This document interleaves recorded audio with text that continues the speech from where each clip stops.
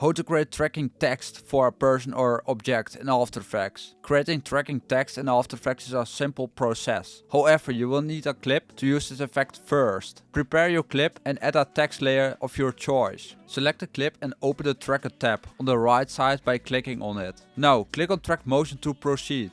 Zoom in and move the track point to where you want your text to be anchored. For example, if you want the text to follow a person, choose a distinct part of the person for more accurate tracking.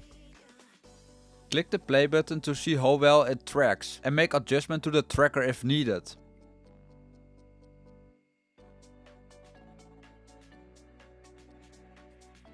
Click Edit Target and assure that your text layer is selected. Then press Apply. Congratulations! You have now created a tracking text effect. If you want to fine tune it, you can use the shortcut P to open position keyframes and select all the position keyframes by clicking on the word position.